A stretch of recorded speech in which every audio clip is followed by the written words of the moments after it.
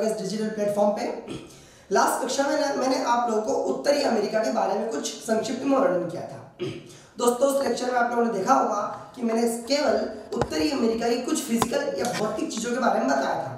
आपके मन में ये विचार रहा होगा कि सर आपने सबसे ऊंचा, सबसे लंबा, सबसे चौड़ा, सबसे ताजा इनके के बारे में बताया नहीं है। तो बिल्कुल आप एक निगाह लगा के देखते रहिए, आज हम इसको चर्चा करते हैं और आज ही क्लास में अगला महाद्वीप लेके चलेंगे। तो मित्रों जैसा कि आप लोग देख पा रहे हैं बोर्ड पर कि ये उत्तरी अमेरिका में कुछ फैक्चुअल चीजों की हम लोग बात कर लेते हैं। देखिए मैं आपसे अभी भी कहूंगा कि आप एटलस साथ में रखिएगा, क्योंकि एक बार आपने यहाँ से ध्यान से पढ़ लिया तो कभी भी आपको कहीं मगब करने या रटने की आवश्यकता नहीं पड़ेगी। तो दोस्तों अब हम शुरू करते हैं यहाँ से। सबसे पहले कुछ फिजिकल और अन्य चीजों की बात करते हैं। आप जैसे देख पा रहे हैं कि जो उत्तरी अमेरिका है, ये उत्तरी अमेरिका खोज कैसे हुई थी और खोज किसने की थी। तो ऐसा माना जाता है कि वर्ष 1492 अर्थात 1492 में कोलंबस नाम के एक प्राणी यूरोप से आए। एक्चुअली में ऐसा माना जाता है कि ये भारत की खोज के लिए निकले थे स्पेन से, और जब ये खोज के लिए निकले तो ये मैंने आपको लास्ट क्लास में बताया था कि यूरोप से जब हम अमेरिका जाते हैं तो बीच में एक महासागर पड़ता है जिसको हमने कहा था अटलांटिक महासागर या अंध महासागर। क्योंकि पृथ्वी गोल है तो वो अटलांटिक महासागर होते हुए, प्रशांत महासागर होते हुए भारत पहुंचने की कोशिश कर रहे थे। किंतु उसी दौरान जब ये अटलांटिक महासागर होते हुए यहाँ पर पहुंचे तो यहाँ उन्हें एक मछुआरे से मुलाकात हुई। एक कुछ किंवदंतियां हैं, उस मछुआरे का नाम पूछा गया, उसका नाम था अमेरिगो वेस्पुसी, और अमेरिगो वेस्पुसी के नाम के आधार पर कोलंबस ने इस नई दुनिया की खोज की थी, और इस नई दुनिया का नाम अमेरिगो वेस्पुसी के आधार पर क्या हो गया, अमेरिका हो गया। अब चूंकि अमेरिका का जब आप नक्शा देखेंगे तो अमेरिका दो भागों में बटा हुआ है। उत्तरी भाग अमेरिका कहलाता है कनाडा और दक्षिणी भाग कहलाता है अमेरिका, जिसकी राजधानी यूनाइटेड स्टेट्स ऑफ अमेरिका के नाम से हम लोग जानते हैं। उत्तरी अमेरिका और दक्षिण अमेरिका के मध्य से 100 डिग्री की पश्चिमी देशांतर रेखा गुजरती है। यहां से ये जो 100 डिग्री की पश्चिमी देशांतर रेखा है, ये इस अमेरिका को दो बराबर भागों अर्थात पूर्वी और पश्चिमी भाग में विभाजित करता है। क्योंकि कनाडा और उत्तरी अमेरिका संपूर्ण रूप से उत्तरी अमेरिका महाद्वीप कहा जाता है। यहाँ हमने हडसन की खाड़ी देखी थी, हमने ग्रीनलैंड देखा था, तो ये संपूर्ण रूप से उत्तरी अमेरिकी महाद्वीप कहा जाता है। तो उत्तरी अमेरिकी महाद्वीप में यहाँ पर आपको मैंने लास्ट क्लास में बताया था अलास्का पर्वत श्रेणी है। इस अलास्का पर्वत श्रेणी पर माउंट मैकिनले जो चोटी है, यह उत्तरी अमेरिकी महाद्वीप की सर्वोच्च चोटी है, जिसकी कुल ऊंचाई 6194 मीटर है, जो कि उत्तरी अमेरिका की सर्वोच्च चोटी है। और यही माउंट मैकिनले सक्रिय ज्वालामुखी भी है। ठीक है, इसके पश्चात हम यहाँ कनाडा में देखते हैं। यहाँ पर आपको तुरंत एक सिटी दिखाई देगी जिसका नाम है ब्रिटिश कोलंबिया। ये ब्रिटिश कोलंबिया जो शहर है, इस ब्रिटिश कोलंबिया में सीसा और जस्ता ये दो खनिज मुख्य रूप से पाए जाते हैं, जिनको सीसा और जस्ता को हम जुड़वा खनिज भी कहते हैं। क्या कहते हैं? जुड़वा खनिज। तो सीसा और जस्ता ब्रिटिश कोलंबिया क्षेत्र में पाए जाते हैं, और ऐसा माना जाता है कि संसार का सबसे बड़ा भंडार ब्रिटिश कोलंबिया में ही स्थित है। इसके बाद हम आगे चलते हैं। आपको यहाँ पर एक शहर देखने को मिलेगा विनिपेग, कनाडा में ही हडसन की खाड़ी के नीचे विनिपेग, इसको गेहूं की मंडी के नाम से जाना जाता है दोस्तों। ठीक है, और इसके बाद हम यहाँ चलते हैं ओंटारियो। ओंटारियो जो है इस संसार में सोने की सबसे बड़ी खान मानी गई है ओंटारियो। ये सब कहां पर है? आप पॉलिटिकल मैप खोल के चलिएगा, ये सब आपको मिलेगा कनाडा में। इसके अलावा क्यूबेक देश मिलेगा, क्यूबेक मिलेगा आपको। ये क्यूबेक को देश के अंदर देश कहा जाता है, और यहाँ अधिकांश जो लोग हैं वो फ्रांसीसी भाषा या फ्रेंच भाषा में बात करते हैं। इसके बाद आपको यहाँ पर मिलेगा मॉन्ट्रियल। मॉन्ट्रियल चूंकि आपने कई बार पर्यावरण में इस का नाम सुना होगा, मॉन्ट्रियल सम्मेलन। फिलहाल हम पर्यावरण पर न जाते हुए यहाँ देखें कि मॉन्ट्रियल जो है, जो कनाडा में स्थित है, ये मॉन्ट्रियल कागज उद्योग के लिए प्रसिद्ध है। तो अभी तक हम लोगों ने उत्तरी अमेरिका महाद्वीप में कनाडा के आसपास के पोर्शन को जाना, जिसमें हमने पॉलिटिकल और ज्योग्राफिकल दोनों चीजों को समझा, जिससे मैंने आपको बताया कि उत्तरी अमेरिका की सर्वोच्च पर्वत श्रृंखला कौन सी है, तो है माउंट मैकिनले। ठीक है, फिर हमने ब्रिटिश कोलंबिया जो कि सीसा और जस्ता के लिए संसार का सबसे बड़ा भंडार क्षेत्र है, ये कनाडा में है। हमने विनिपेग, ओंटारियो, क्यूबेक और मॉन्ट्रियल जैसे देशों के बारे में जाना। अब हम और आगे आते हैं। अब आप यहाँ देखेंगे कि जैसे ही हम कनाडा से अमेरिका में प्रवेश करेंगे तो यहाँ पर आपको मोंटाना प्रांत मिलेगा। ये मोंटाना प्रांत जो है यहाँ पर बूटे की खान का नाम है बूटे की खान, जहां पर तांबा सर्वाधिक मात्रा में पाया जाता है। ऐसा कहा जाता है कि विश्व में सबसे ज्यादा तांबे का उत्पादन मोंटाना की बूटे खान से होता है। कई बार दोस्तों क्वेश्चन आ चुका है कि बूटे की खान किस खनिज के लिए प्रसिद्ध है, तो तांबा उत्पादन के लिए प्रसिद्ध है। और ये कहां पर स्थित है, तो ये उत्तरी अमेरिका के मोंटाना प्रांत में स्थित है। आप यहाँ आगे चलेंगे तो आपको सुपीरियर झील, जैसे कि मैंने लास्ट क्लास में आपको बताया था कि 5 झील हमने यहाँ पर देखी थी, इरी, ओंटारियो, सुपीरियर, मिशिगन।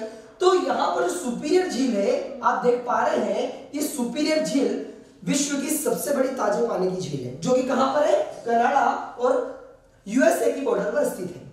ठीक है, इसके बाद मैंने लास्ट क्लास में आपको सैन फ्रांसिस्को के बारे में भी बताया था। सैन फ्रांसिस्को जो देश है, ये जो प्रशांत महासागर से स्पर्श कर रहा है, ये सैन फ्रांसिस्को जो शहर है जो प्रशांत महासागर से स्पर्श कर रहा है, इस सैन फ्रांसिस्को को सिलिकॉन वैली के नाम से जाना जाता है, क्योंकि सिलिकॉन जो है ये खास करके कंप्यूटर चिपों के निर्माण में योगदान होता है इनका, कंप्यूटर चिप्स बनाने के लिए। तो सबसे ज्यादा सैन फ्रांसिस्को में सिलिकॉन का उत्पादन होता है, दैट्स व्हाई हम सिलिकॉन वैली के नाम से सैन फ्रांसिस्को प्रांत को जानते हैं। अब हम आगे चलते हैं, तो ये हम लोगों ने कुछ यहाँ की छोटी छोटी जानकारियों के बारे में समझा। क्योंकि मैं आपको पहले ही बता चुका हूं कि हमें भूगोलविद नहीं बनना है, हमें वो सामान्य जानकारी रखना है जो हमारी कॉम्पिटिटिव एग्जाम के लिए इंपॉर्टेंट हो। यहाँ पर आप 2 चीज देखें, तो टॉर्नेडो लिखा हुआ है और हरिकेन्स लिखा हुआ है। दोस्तों टॉर्नेडो और हरिकेन्स जो है ये दोनों चक्रवात है, जिसको हम लोग साइक्लोन कहते हैं। और चक्रवातों की उत्पत्ति सामान्य तौर पर कहाँ होती है, जलीय क्षेत्र में होती है। जो जलीय क्षेत्र होता है वहां पर चक्रवात बनते हैं। इसको हम इस तरह समझे कि जिस प्रकार आपने बचपनों में बवंडर देखे, आंधी तूफान देखे, यदि वही आंधी तूफान यदि जलीय क्षेत्र में उत्पन्न हो तो उन्हें हम चक्रवात या साइक्लोन के नाम से जानते हैं। किंतु टॉर्नेडो एकमात्र चक्रवात है जो कि धरातल पर या स्थल पर उत्पन्न होता है और ये बहुत विनाशक माना जाता है। और ये कहाँ उत्पन्न होता है, उत्तरी अमेरिका में। और हरिकेन जो है ये आप देखें कैरिबियाई सागर के आसपास इस चक्रवात की उत्पत्ति होती है। इसके बाद मित्रों हम आगे चलते हैं, आप यहाँ देखें न्यूफाउंडलैंड है। ये न्यूफाउंडलैंड के दक्षिण में अर्थात अटलांटिक महासागर में ग्रांड बैंक स्थित है। कई बार आप लोगों ने सुना ग्रांड बैंक किस लिए प्रसिद्ध है, क्यों प्रसिद्ध है, तो ग्रांड बैंक जो होता है यहाँ पर सर्वाधिक रूप से मछलियां देखने को मिलेगी, अर्थात मत्स्य पालन का क्षेत्र माना जाता है। क्योंकि यहाँ की जो जलधाराएं है वो जलधाराएं ना अधिक ठंडी होती है और ना ही अधिक गर्म होती है। इस कारण जो समुद्री जीव है उन समुद्री जीवों के विकास के लिए ये एरिया बहुत अनुकूल माना जाता है। और उस अनुकूलता की स्थिति कारण इस क्षेत्र को बैंक कहा जाता है और इसको ग्रांड बैंक के नाम से भी हम लोग जानते हैं। ठीक है मित्रों, अब कुछ और फैक्ट हम लोग बात कर लेते हैं उत्तरी अमेरिका के बारे में। कुछ फैक्ट जैसे आप देख पा रहे हैं कि जो उत्तरी अमेरिका महाद्वीप है ये विश्व का तीसरा सबसे बड़ा महाद्वीप है। कौन सा, तीसरा सबसे बड़ा महाद्वीप है, जिसका कुल क्षेत्रफल 2,42,55,000 वर्ग किलोमीटर है। दूसरी चीज यहाँ पर प्रेरी घास के मैदान पाए जाते हैं। सर घास प्रेरी क्या होती है, एक्चुअली होता यह है कि जिस प्रकार से आपने अपने क्षेत्र में बारीक बारीक छोटी छोटी घास देखी होगी जिसको हम दुर्वा कहते हैं या दूब कहते हैं, उसी प्रकार की छोटी छोटी घास यहाँ पर पाई जाती है। उनको ये लोग दुर्वा या दूब ना कहकर प्रेरी बोलते हैं। इसको इस तरह समझिए। तो यहाँ पर प्रेरी घास के मैदान पाए जाते हैं। इसके बाद जैसे हम लोगों ने कनाडा के बारे में जाना था, तो कनाडा यूरेनियम उत्पादन में विश्व में दूसरा स्थान रखता है। यूरेनियम जो है ये परमाणु ऊर्जा के लिए इंपॉर्टेंट खनिज माना जाता है, यूरेनियम या धातु मानी जाती है। तो यूरेनियम उत्पादन में कनाडा का दूसरा स्थान है। तो प्रथम स्थान किसका है, तो प्रथम स्थान यूरेनियम उत्पादन में कजाकिस्तान का। जब हम लोग एशिया में जाएंगे तो हम वहां चीज को समझेंगे। जबकि जो यूएसए है ये मक्का और सोयाबीन उत्पादन में अपना प्रथम स्थान रखता है। सामान्य रूप से जब हम मध्य प्रदेश की बात करें तो भारत में सोयाबीन का सबसे ज्यादा उत्पादन कौन सा राज्य करता है, मध्य प्रदेश। और मध्य प्रदेश को हम सोया स्टेट के नाम से जानते हैं। और यहाँ लगभग 55% सोयाबीन का उत्पादन होता है।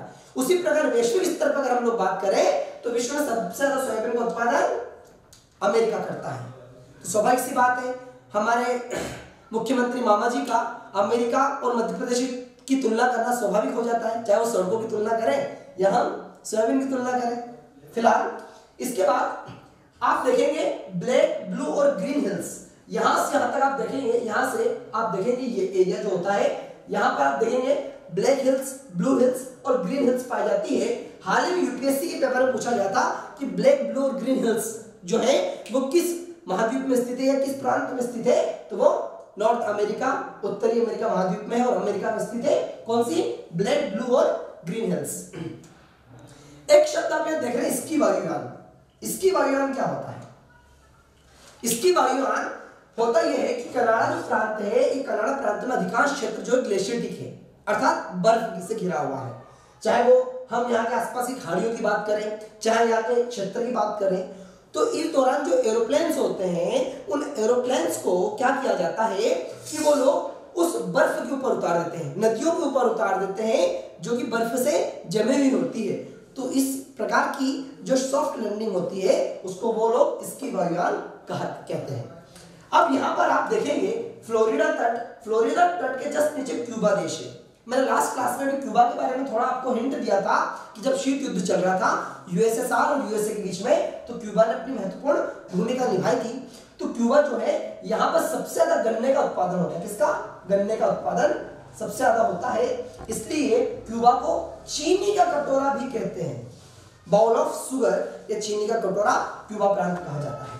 तो मेरे दोस्तों, ये थी हमारी सामान्य जानकारी नॉर्थ अमेरिका को लेकर, जिसमें हमने इसकी फिजिकल और पॉलिटिकल दोनों चीजों को समझा, और ये हमारी स्टेट पीएससी और अन्य कॉम्पिटिटिव एग्जाम के लिए इंपॉर्टेंट फैक्ट हो जाते हैं। अब हम चलते हैं दूसरे महाद्वीप पर। अब हम चर्चा करते हैं दक्षिण अमेरिका महाद्वीप की। दक्षिण अमेरिका महाद्वीप जो है ये बिल्कुल आप देखेंगे इसके कि इसके पूर्वी साइड में अटलांटिक महासागर है, दक्षिण अटलांटिक महासागर, और पश्चिम भाग में प्रशांत महासागर है। अब दक्षिण अमेरिका जो है ये भौगोलिक दृष्टिकोण से इतना इंपॉर्टेंट नहीं है, बट फिर भी हम चीजों की चर्चा करते हैं। यहाँ पे जो सबसे बड़ा देश है वो ब्राजील है। फिलहाल हम इसको पॉलिटिकल में समझेंगे, पहले ज्योग्राफिकल चीजें समझ लेते हैं। आप देखेंगे कि यहाँ पर जो सबसे महत्वपूर्ण चीज है, खास करके ज्योग्राफिकल स्थिति को लेकर, वो है एंडीज पर्वतमाला। हाँ, एंडीज पर्वतमाला जो है यह विश्व की सबसे लंबी पर्वत श्रृंखला है, जिसकी कुल लंबाई 7200 किलोमीटर है। ये विश्व की सबसे लंबी पर्वत श्रृंखला अगर कोई सी है तो वो एंडीज पर्वतमाला है, जो कि आप देख रहे हैं कि दक्षिण अमेरिका के पश्चिमी भाग में पूर्ण रूप से विस्तृत है। इसी एंडीज पर्वतमाला पे हम देखेंगे अकोंकागुआ, जो कि एंडीज पर्वतमाला या फिर मैं कहूं दक्षिण अमेरिका की सर्वोच्च चोटी है। इसकी कुल ऊंचाई 6960 मीटर है, जो एंडीज पर्वतमाला की सर्वोच्च चोटी है।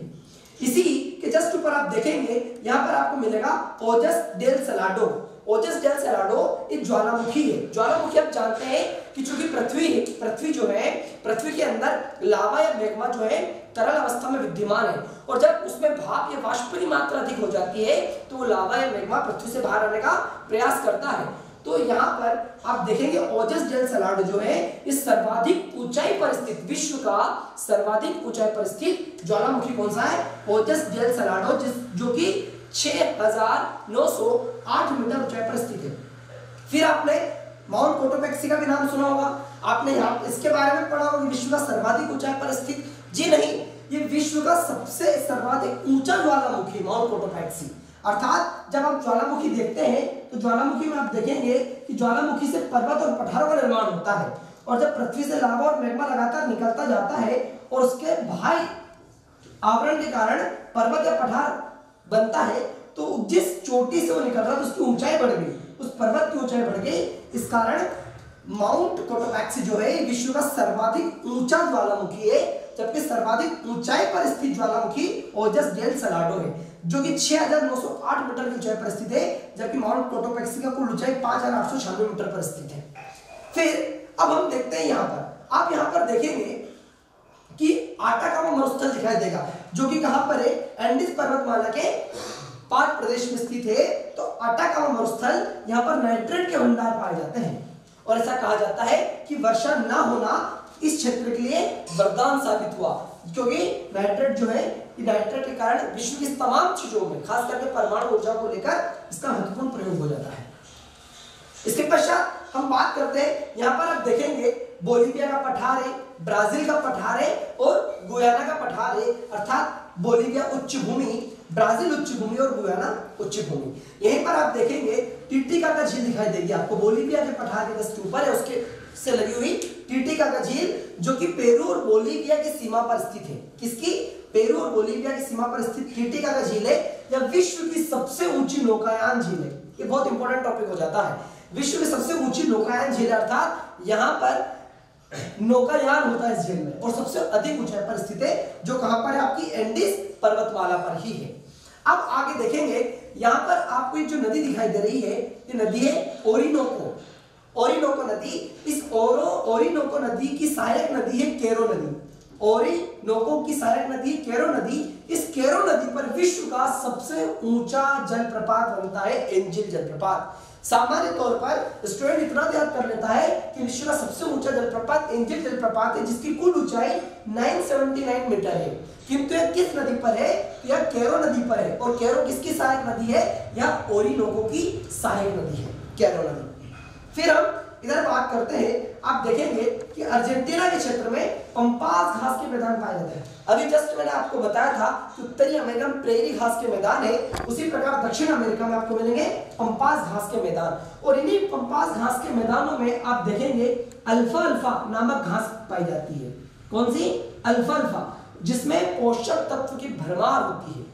हाल ही में एमपीएससी में प्रश्न पूछा गया था वर्ष 2015 में कि अल्फा अल्फा क्या है? तो अल्फा अल्फा एक घास है जो कि पंपास घास मैदानों में पाई जाती है, और यह अर्जेंटीना में स्थित है। और इन्हीं पंपास घास मैदानों को अर्जेंटीना का हृदय भी कहा जाता है। अब दक्षिण अमेरिका में एक हमने मरुस्थल पढ़ा, अटाकामा मरुस्थल, जो कि नाइट्रेट के भंडार के लिए प्रसिद्ध है। उसी प्रकार एक और अन्य मरुस्थल है पेंटागोनिया मरुस्थल। तो मित्रों, अभी तक हम लोगों ने इसकी ज्योग्राफिकल कंडीशन में हमने देखा कि एंजिल जलप्रपात जो कि केरो नदी पर है, ओरिनोको की सहायक नदी है, ये विश्व का सबसे ऊंचा झरना है। फिर हमने टिटिकाका झील, सेल्वा कोटोपैक्सी, ओजस डेल सलाडो, अकोंकागुआ, एंडीज पर्वतमाला, इनके बारे में समझा। यहाँ पर आपको बीच में सेल्वास के जंगल प्राप्त होंगे। इन सेल्वास के जंगलों की विशेषता यहाँ में बोरो जनजाति पाई जाती है।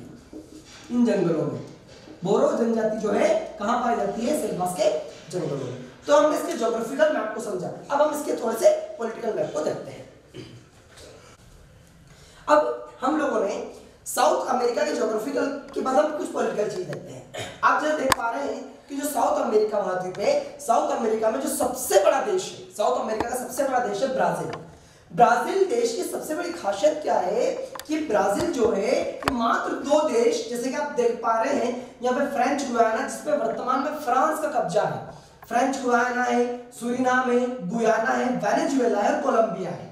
तो आप देख पा रहे हैं कि ब्राजील से French Guiana, Suriname, Guyana, Venezuela, Colombia सभी देश स्पर्श कर रहे हैं। इधर इक्वाडोर जो देश है आप दिखाई दे रहे हैं, इक्वाडोर जो है ब्राजील से स्पर्श नहीं कर रहा है। इसके बाद पेरू स्पर्श कर रहा है, पराग्वे, उरुग्वे और ये देश भी स्पर्श कर रहे हैं। और यहाँ तक कि इस देश की सीमा से अर्जेंटीना भी लगता है, जैसा कि आप यहाँ देख पाते हैं।